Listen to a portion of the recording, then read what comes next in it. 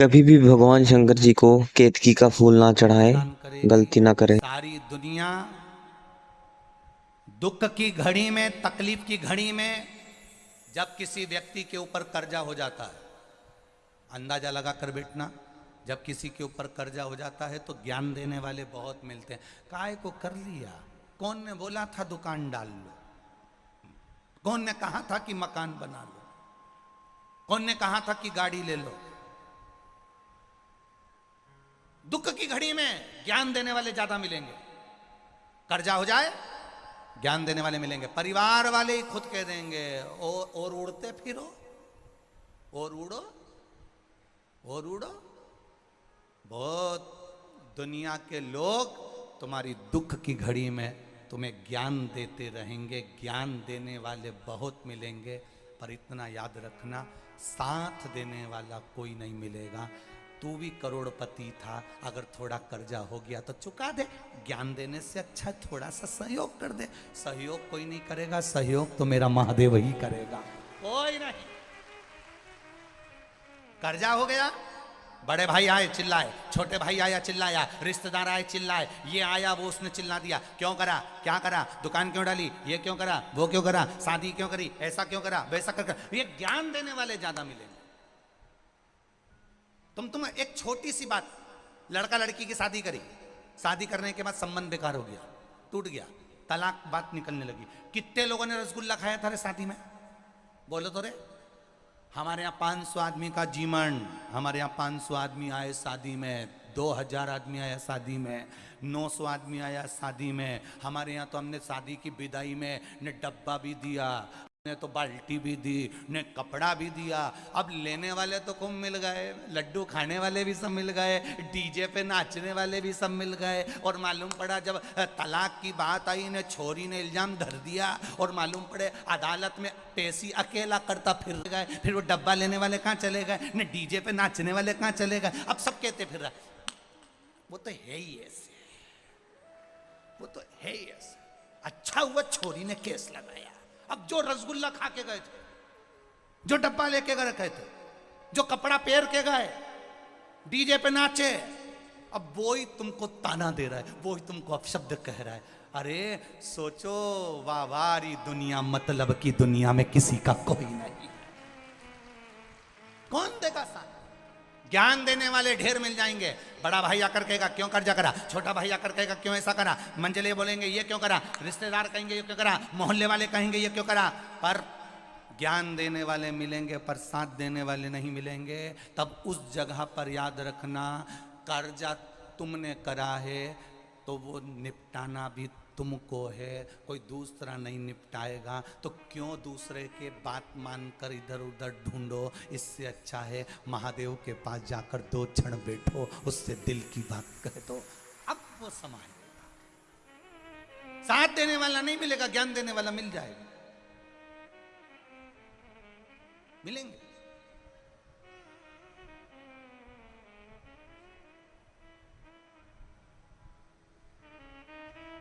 समझाओ किसी दुर्जन व्यक्ति को, किसी बेकार व्यक्ति को समझाओ, वो समझता है।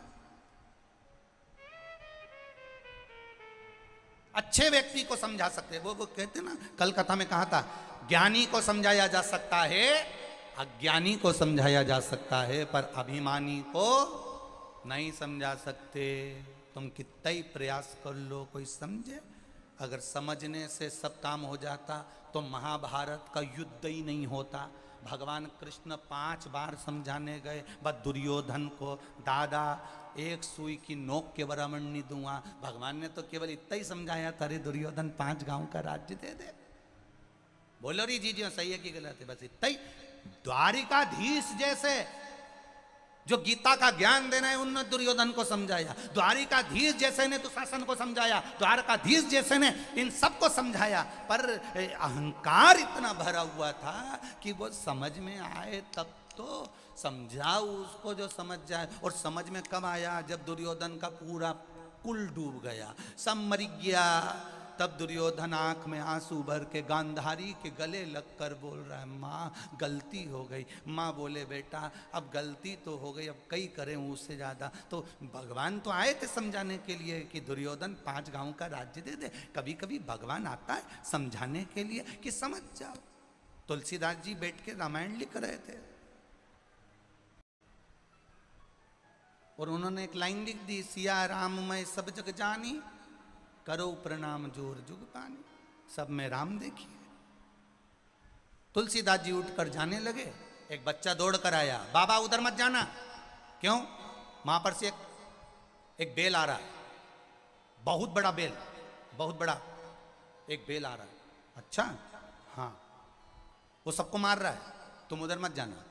तुलसीदास जी बोले तूने रामायण में पढ़ा नहीं? मैंने लिखा है, सिया राम मैं सब जब जग जानी, सब में राम समाया। उस बेल में भी राम है, वो मुझे नहीं मार सकता। बाबा मैं तुम्हारे हाथ जोड़ रहा हूं, मत जाओ। बाबा के नहीं मैं तो जाऊंगा। और बाबा चले गए। बाबा गए, बेल ने सींग से तुलसीदास जी को उठाया, पटक दिया, पांव रख के तुलसीदास जी पे से बेल आगे चला गया। बेल जैसे ही गया, तुलसीदास जी वापिस रामायण को लेकर आए, कलम उठाकर चौपाई काटने लगे। सिया राम मैं सब जग जानी, करो प्रणाम जोर जुग पानी। उस कलम से चौपाई को काट रहे थे, इतनी देर में हनुमान जी महाराज प्रकट हो गए। हनुमान जी ने कहा तुलसीदास जी क्या कर रहे हो? तुलसीदास जी कहने लगे मैंने चौपाई लिखी थी, सिया राम मैं सब जग जानी, सब में राम समाया था। मैंने बेल में राम देखा, तो बेल ने मुझे क्यों मारा? उस बेल ने मुझे क्यों मारा? हनुमान जी महाराज बोले तूने बेल में राम देखा, वो छोरा आया था और बोल के गया था कि उधर से बेल आ रहा है, उसमें राम नहीं देखा। छोरा बोल के गया कि नहीं गया कि उधर मत जाना, सामने से बेल आ रहा है। जब सब में तुम राम देख रहे हो तो छोरे में भी राम देखो। नहीं वो मैं नहीं देखा। अब कितनी विचित्र जिंदगी है मनुष्य की। अभी नवरात्रे आएंगे, कन्या में देवी देखेंगे, कन्या में देवी देखेंगे, चरण धो धो के उनको हलवा और पूड़ी खिलाएंगे। और बाद में अब नहीं बोलूं तो अच्छा, फिर वही देवी आग लग जाए, ना जाने कहां से पैदा हो गई, मारे खाए खाए खाए जाए। अब वो देवी तुम्हें नवरात्रि में देवी दिख रही थी, और पूरी हलवा खाने के बाद अष्टमी जाते से ही वही तुमको पूरी दिख रही है। वही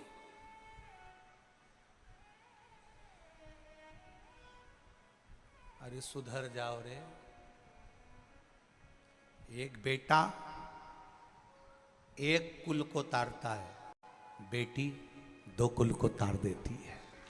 साधारण नहीं होती बेटी।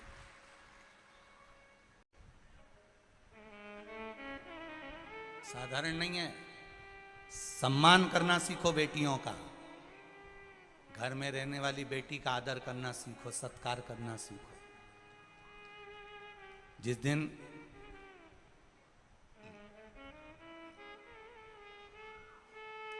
कई घर ऐसे हैं जिन घर में बेटियों का आदर नहीं होता। एक बार शादी कर दी तो माता पिता बेटी को पूछते तक नहीं। मेरा निवेदन है, एक बार बेटा अपने माँ बाप को दुखी देख लेगा, पर बेटी कभी अपने माँ बाप को दुखी नहीं देख सकती, कभी नहीं।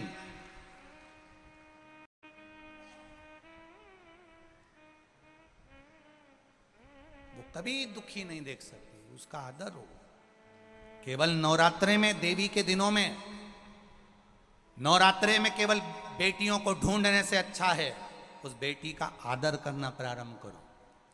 किसी बेटी को तुम कुछ दो ना दो, किसी बहन बेटी को तुम कुछ दो ना दो, पर इतना याद रखना उस बेटी को माँ अपने गर्भ में भी जगा दे, और जब बड़ी हो जाए तो अपने दिल में भी जगा दे।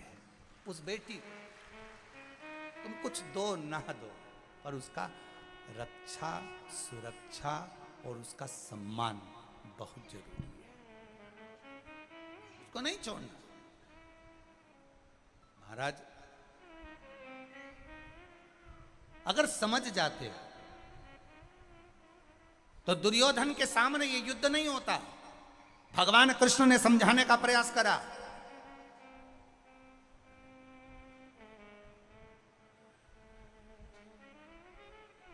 शिव महापुराण भी वही कह रही है, कथा करने वाले वक्ता आपको समझा रहे हैं। जो वक्ता से समझ गया तो ठीक है, वक्ता से समझकर, कथाकार से समझकर आपने मंदिर जाना प्रारंभ कर दिया, शिव को अपना मानना चालू कर दिया, शंकर के अनुमोदन में रहने लगे।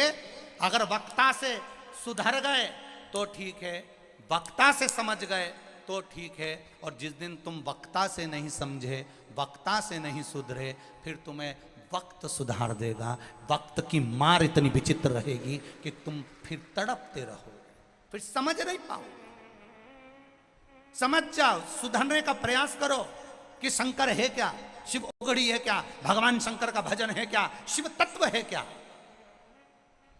अगर वक्ता से समझ गए तो ठीक है, नहीं तो एक दिन वक्त तुम्हें सुधारेगा। और वक्त जब सुधारता है तो रोने के सिवाय कुछ नहीं रहता।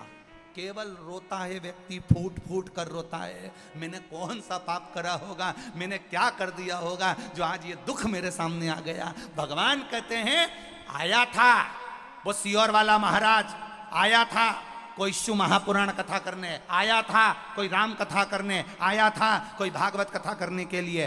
वक्ता आया था, मैंने तेरा वक्त बदलने के लिए भेजा था, पर तू उस वक्ता को नहीं पहचान पाया, इसलिए भगवान ने अब तेरा वक्त बदल दिया। अब तू रो, उसके सिवा कुछ नहीं रखा। अब रोइए, क्या रखा।